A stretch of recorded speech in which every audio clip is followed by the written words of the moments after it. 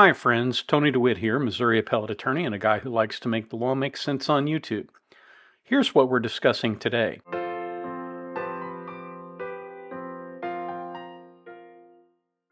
Before we get started today, I wanted to let you know that I received a request from one of the viewers who said, look, I would love to look up some of these cases if I knew what their names were and where they were. So I'm going to start when I'm discussing a case in the future with putting it right in here in a little piece of, on sort of a piece of note paper that pops up that gives you the name of the case and the case citation and the court. In the event that you want to go look it up, almost all of these can be found online and downloaded for free. Today we have an interesting case from the United States Circuit Court of Appeal for the Federal Circuit. It is a unique federal appeals court, and we'll talk a little bit more about its jurisdiction in a moment. But basically this is a case that interprets the Equal Pay Act. For those of you who may not be familiar with it, the Equal Pay Act essentially requires anyone in private business and subject to the jurisdiction of the Act, which is not all businesses, but probably should be, to do certain things. And one of the things that it demands is pay equity. So if you have a woman who is working as a scientist in a laboratory next to a man who is working in the scientist in the laboratory, and they both graduated from the same school, they both graduated in the same year, and they both have the same equivalent experience, you have to pay them equally. Unfortunately, over the course of the last 200 years or so, women have worked for about 85% of the wages that men get. Now, that always seems to shock people when I say that, but those are the statistics, and those statistics are developed from the Equal Employment Opportunity Commission, and they're based on the rates of pay and everything that has been gathered in the course of numerous cases. It is pretty shocking when you think about it. You know, my wife is not 85% of a person. She is a whole person, and my daughters are whole people, and their daughters are whole people. They should not be relegated to a lower status than men. That's inequitable, it's not right, and I don't believe that most people would be in favor of that if they thought about it. The law requires that there be equal pay for equal work, but it hasn't worked out. So in this particular case, the defendant is a known violator of that particular act. It's the federal government itself. Let's get into the case. So as I said, this is from the United States Court of Appeals for the Federal Circuit, and it is Leslie Boyer versus the United States. And we'll look, and all of these individuals here, all of these organizations are entities that have signed on as amicus curiae, in other words, friends of the court, to offer a brief in support of the appellant here. Oddly enough, nobody ever offers a brief in support of the federal government, or at least very rarely. And this case is before Judge Dyke, Judge Chin, and Judge Stoll. Now, Judge Dyke was appointed by President Clinton in 2000, and he has a long and storied career as a lawyer and a law school professor. Judge Chin was appointed by President Barack Obama in 2013. He's also been at the Patent Office, and he has done a lot of work at the Federal Circuit, as you can see, as a technical assistant. And Judge Stoll was appointed by President Barack Obama in 2015. She practiced law for 17 years with a big firm, specialized in patent litigation, and has done a lot of work in the area of patents and has some technical background as a patent examiner. So here is the background on the case. Dr. Leslie Boyer brought suit against the United States claiming a violation of the Equal Pay Act because the government set her pay unequally compared to a male comparator. The Court of Federal Claims, the Claims Court, granted summary judgment to the United States on the ground that under the EPA, an employer may consider a factor other than sex, and that Congress permitted the Veterans Administration to use existing or prior pay alone as a factor other than sex in determining pay rates for new appointees. We conclude that the Equal Pay Act applies equally to the United States as to other employers, and that mere reliance on prior compensation standing alone is not an affirmative defense to a prima facie case under the Equal Pay Act, unless the employer can demonstrate that the prior pay itself was not based on sex. We reverse the grant of summary judgment to the United States and remand for further proceedings consistent with this opinion. So Dr. Boyer was employed by the VA in Birmingham, Alabama, and they hired her in 2015. 6 months later, they hired a male clinical pharmacologist, or pharmacist rather, and both Dr. Boyer and the male were hired according to the federal hiring system, the General Schedule, or GS system. So to hire an employee over the minimum rate within a certain particular grade, the agency must make a showing that certain qualities justify that departure, including superior qualifications, special needs of the government, and prior compensation. At the time of her hiring, Dr. Boyer was appointed as a clinical pharmacist at GS 12, Step 7, with a starting salary of $115,000.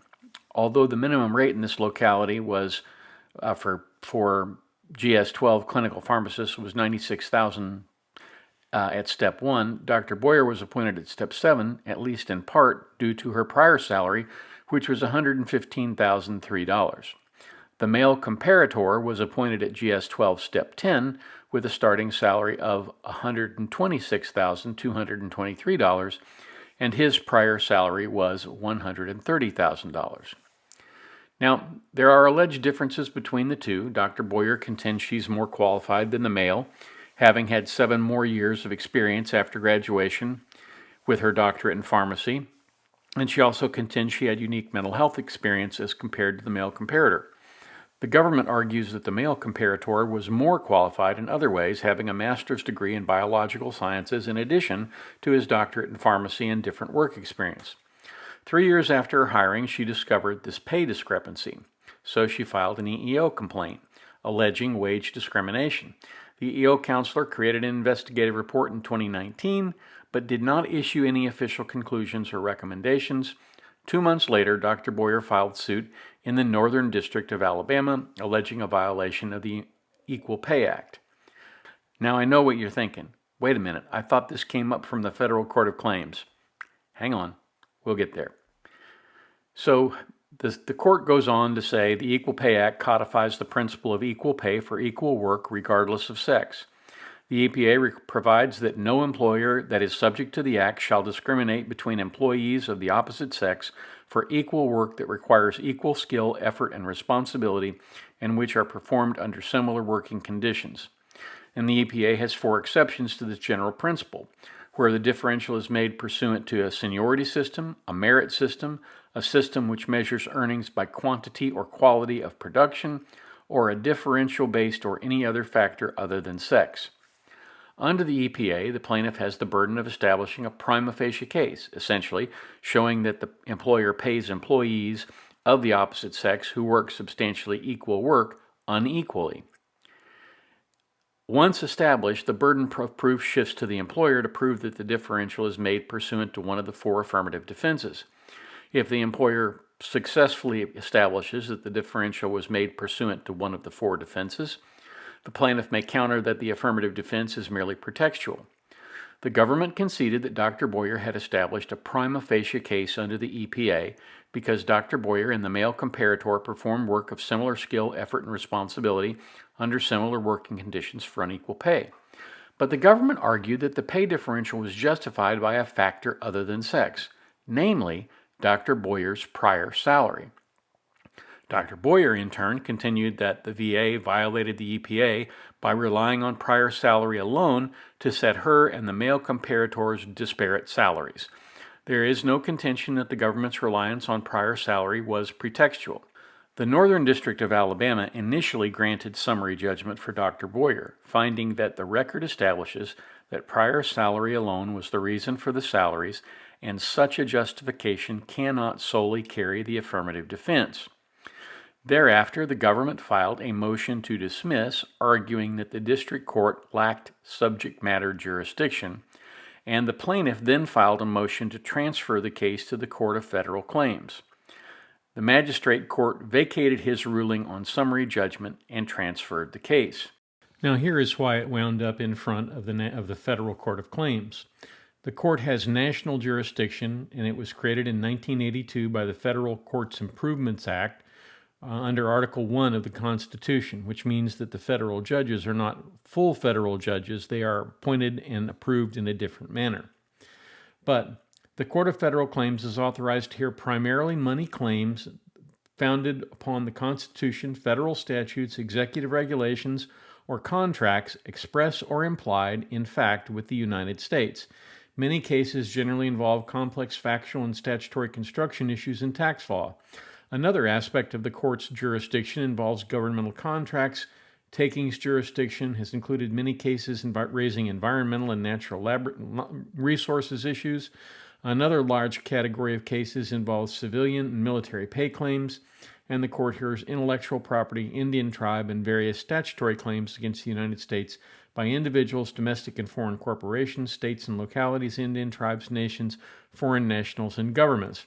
So in this case, it's a money claim for money damages against the Veterans Administration, which is a government agency, and the court in this situation that would have the proper jurisdiction would be the Federal Court of Claims. And that's why the plaintiff knew that the motion to dismiss would be granted, and that's why they filed the motion to transfer so that they'd be in front of the proper court and have the proper venue for the case. Before the claims court, the parties cross-moved for summary judgment. The claims court concluded that the statute allowed consideration of factors other than sex and held that consideration of prior pay alone was a factor other than sex. In reaching this conclusion, the court relied on a pay-setting statute, 5 U.S.C. 5333, which allows prior pay to be considered in hiring. The claims court concluded that Congress provided as to federal employees that existing pay alone, without regard to high or unique qualifications or other factors, is an appropriate reason to depart from the otherwise minimum rate of pay under the GS, or the GS schedule. The claims court also relied on 38 U.S.C. 7408, containing similar language in a statute governing aspects of VA hiring. Because, in the claims court's view, prior pay alone could establish an affirmative defense to a prima facie case under the EPA in the context of federal employees, the court granted summary judgment for the government and denied Dr. Boyer's motion for summary judgment. This appeal followed. This case presents the question of whether the rules concerning consideration of prior compensation should be different for federal employers as compared to employers outside the federal government in light of two federal statutes that together apply to most, but not all, federal employee hiring and that permit consideration of prior pay in hiring.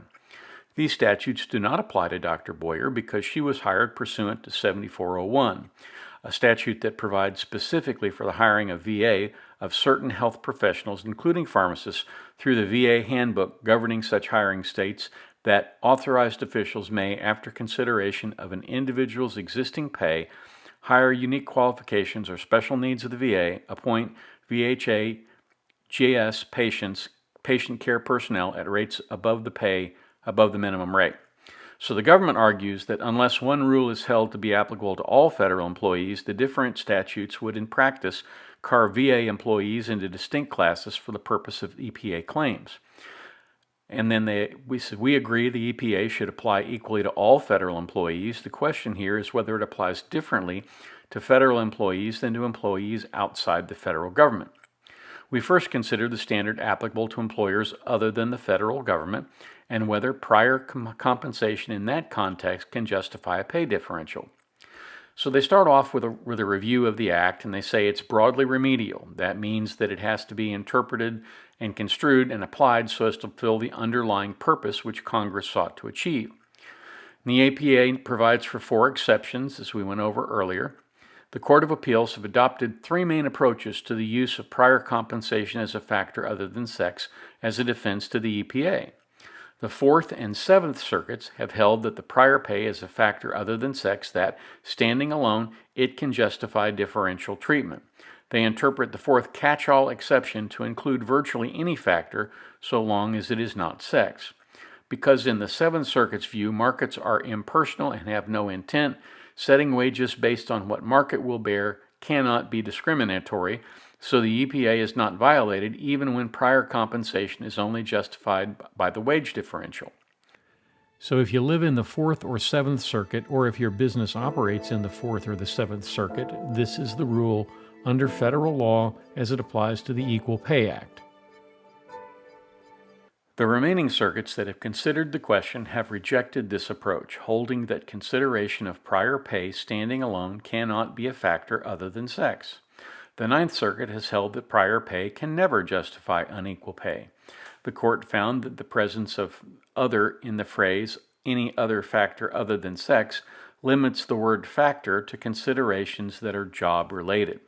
The APA requires employers to demonstrate that only job-related factors and not sex cause the wage disparities between employees of the opposite sex. In the Ninth Circuit's view, the history of pervasive wage discrimination in the American workforce prevents prior pay from satisfying the employer's burden to show that sex played no role in the wage disparities between employees of the opposite sex. Therefore, prior pay is excluded as a factor other than sex under 29 U.S.C. Section 206. So in the Ninth Circuit, you can't use prior pay to set an employee's wage rate based on this interpretation of the Equal Pay Act. I almost never agree with the Ninth Circuit. The Ninth Circuit is usually out to lunch on a lot of things, but particularly the Second Amendment. But this is one of those situations where I think they have really kind of nailed it. And the reason that I think that is because what the Fourth and the Seventh Circuit and the other circuits have done is essentially ignore the fact that there currently is this big disparity between men and women that has not reacted. The market has not reacted to the requirements of the Equal Pay Act. And so if you continue to use prior pay as the sole factor in determining a new hire's pay, well, then you are going to continue to cause this discrimination to exist. And I don't think that is what Congress intended when they passed the statute. So 3 circuits have followed a middle ground allowing consideration of prior pay while acknowledging that it may perpetuate existing discrimination, and have held that prior pay can be a factor other than sex only if it is considered together with at least one other permissible factor, for example, experience or education.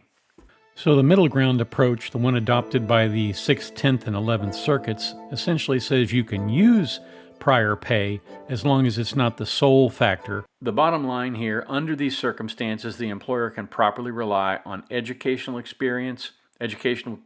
differences, experience, or other legitimate non-sex-based differences and prior pay together. The middle ground approach recognizes that sex discrimination can be, but is not always, inherent in prior pay. The concern is well justified, as pointed out by amici and not contradicted by the government. The gender wage gap has hardly narrowed over the last 15 years.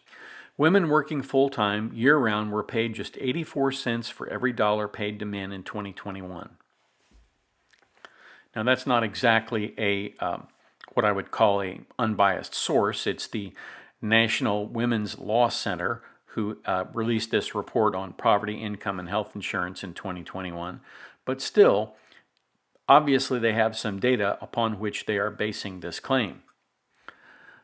The government does not dispute, as an empirical premise, that reliance on prior pay can perpetuate improper disparate treatment. It hardly could do otherwise. During the pendency of the appeal, the government finalized regulations prohibiting consideration of prior pay when setting salary for new employees, which is pretty funny. In its rulemaking, the government conceded, among other things, that because salary history is not always a good proxy for worker value, experience, and expertise, setting pay based on candidates' salary history could perpetuate a pay rate that is inequitable. Thus, using prior compensation alone could undermine the core concern of the EPA to eliminate gender discrimination in compensation.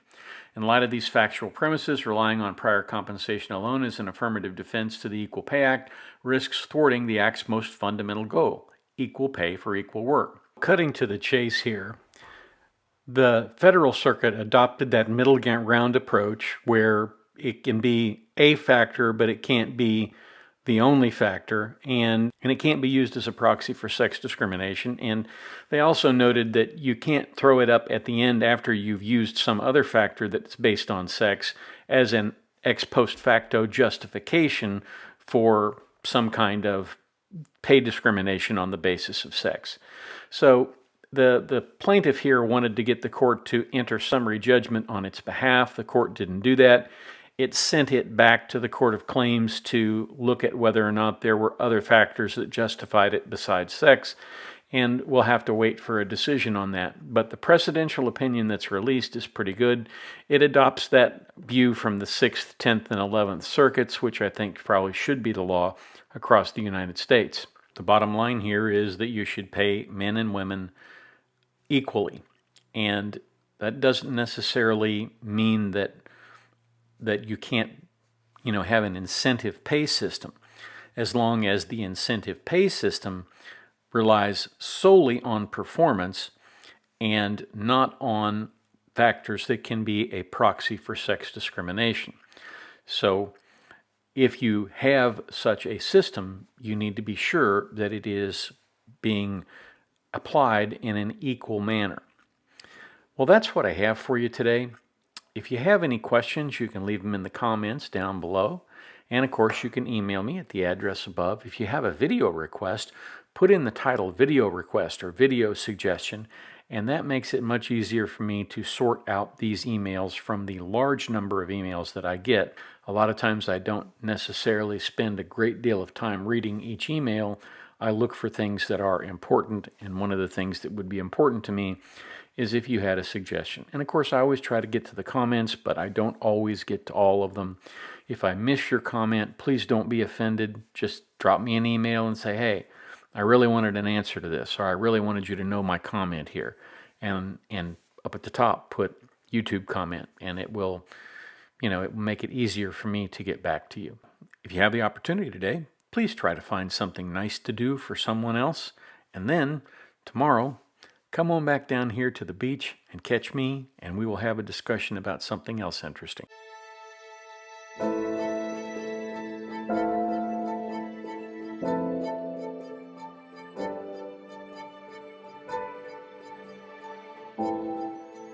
If you like this video, here are a few others you might try, and don't forget to subscribe. Have a terrific day, guys.